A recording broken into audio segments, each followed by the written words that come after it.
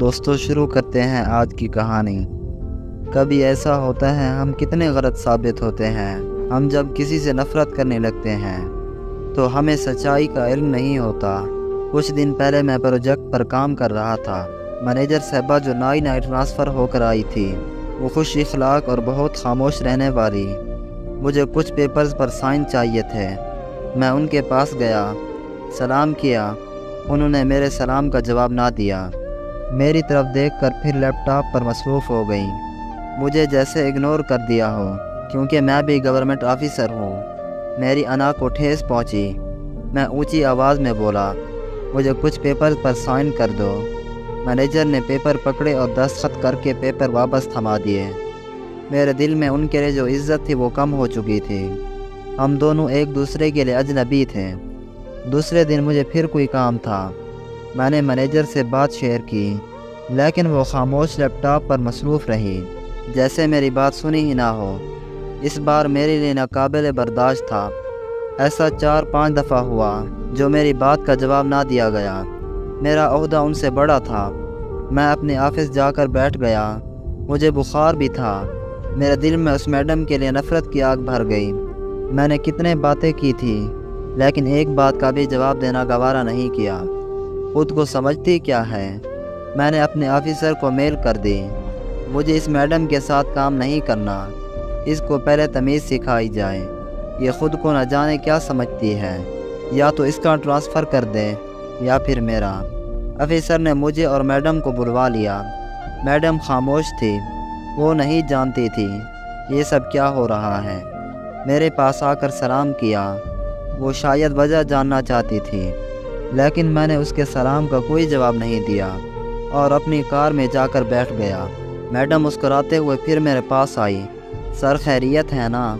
مجھے head office بلوایا گیا ہے، سنا ہے میرا ٹرانسفر ہو جائے گا۔ میں نے خاموشی سے گاڑی کا دروازہ بند کیا۔ وہ میری طرف حیرت سے دیکھ رہی تھی۔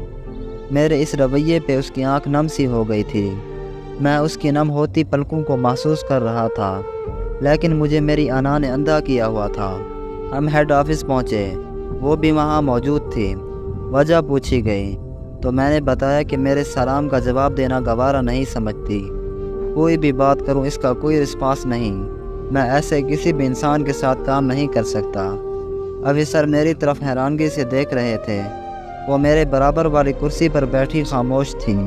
پھر ایک آفیسر کرسی سے اٹھا اور اونچی آواز میں بولا، میڈم میں نے لبیب صاحب کو یہ بتایا نہیں تھا کہ آپ کو کم سنائی دیتا ہے۔ آفیسر بہت ہی اونچی آواز میں بات کر رہا تھا۔ میڈم میری طرف دیکھ کر بولی، سر میں بہت کم سنتی ہوں۔ ایک بار میرا بلڈ پریشر شوٹ کر گیا تھا، جس کی وجہ سے میرے سننے کی طاقت بہت کم ہو گئی تھی۔ شاید میں اس لیے آپ کی باتیں سن نہیں پائی تھی۔ آپ کا سلام کہنا بھی مجھے سنائی نہیں دیا ہوگا۔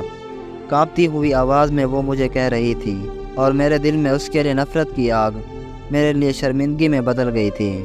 میں خود سے جج بن گیا تھا۔ بنا حقیقت جانے، بنا سچ جانے میں نے نفرت کی آگ جلا دی۔ میں نظریں جھکائے بیٹھا تھا۔ کچھ لمحے قبل میری آواز سخت تھی، اب نرم ہو چکی تھی۔ میں نے سوری کہا اور انا کے جانور کو ہلاک کر دیا۔ ایسے ہی ہم کبھی کبھی اپنی زندگی میں بنا مکمل سچ جانے کسی سے بلا وجہ نفرت کرنے لگتے ہیں۔ راستے جدا کر دیتے ہیں، رشتے ختم کر دیتے ہیں، وفائیں بھول جاتے ہیں، محبتیں چھوڑ دیتے ہیں۔ کسی پہ انگلی اٹھانے سے پہلے تصویر کا دوسرا رخ جاننا بھی بہت ضروری ہوتا ہے، ورنہ ہم زندگی میں کسی مخلص انسان کو اپنی انا میں بنا سچ جانے کہیں کھو نہ دیں۔ ہر فیصلے سے پہلے، ہر زہر سے پہلے، ہر انا سے پہلے اور غرور سے پہلے تصویر کا دوسرا رخ ضرور دیکھ لیں۔ حقیقت کیا ہے ضرور جان لیں، لیکن ورنہ ندامت اور پچھتاوے کے سوا زندگی بھر کچھ حاصل نہ ہوگا۔ دوستو امید کرتا ہوں آج کی کہانی آپ کو بہت پسند آئی ہوگی۔ اپنی رائے کا اظہار کمنٹ باکس میں لازمی کیجیے گا۔ ملتے ہیں اگلی کہانی میں، تب تک کے لیے محمد لبیب کو اجازت دیجیے۔ اللہ آپ کا حامی و ناصر ہو۔